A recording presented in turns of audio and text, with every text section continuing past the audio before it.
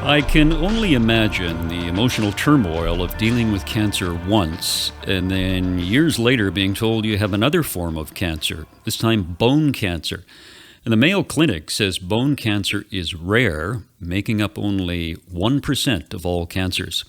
Today, we're talking to a woman who's dealt with breast cancer and 5 years later was told she had stage 4 bone cancer. The good news is her scans show she is clear of cancer. Joining us to tell her story is Deborah Morrow from California.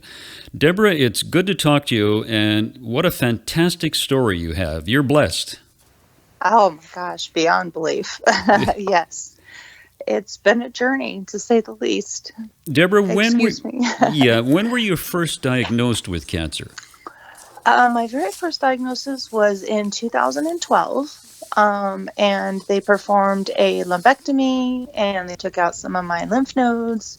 We did some chemotherapy, and then we did some radiation, and I was good to go for about 2 years. And then what? And then we had a calcification reoccurrence. So the cancer came back to the breast. And so at that point, they decided mastectomy was in order, again, with the chemotherapy, no radiation at that time. And then we seemed to be clear until 2017. And so Deborah, can I interject and just for listeners, is this a hormone-driven breast cancer? Yes, HER2 positive, yes. Okay, Corey, you're going to have to explain that to us. Okay, so HER2 positive is an estrogen-driven cancer. So no hormones, I cannot take any form of hormone. No estrogen will ever be allowed in my body ever again because that's what the cancer is feeding from.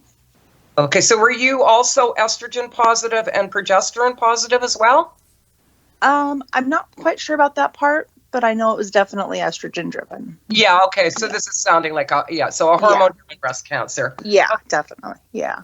Deborah, what was it like for you having breast cancer once and then having it return a couple of years later?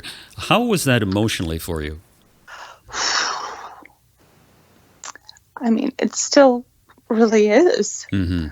It's not something that you just quite, get over. You just, you got to get up and go on with life. I have kids, so it was tough. The first diagnosis, of course, is devastating because you hear cancer and you think, oh my gosh, I have a death sentence.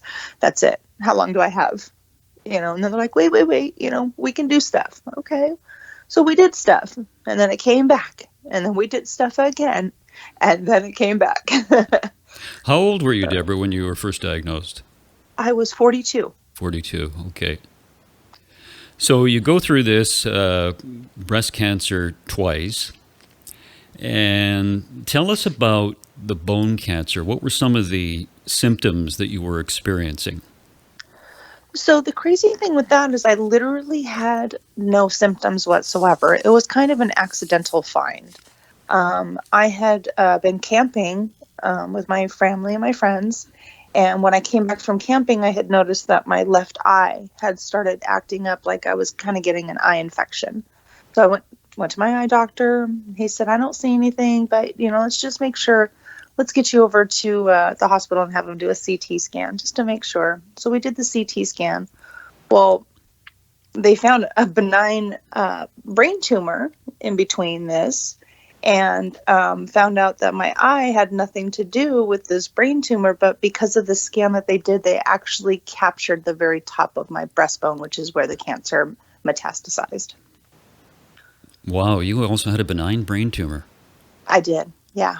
It was a benign meningioma, and they removed it. Boy, Deborah, you've gone through a hell of a lot. I think. Oh, yeah. I mean, I'm just kind of speechless here on how you dealt with all this.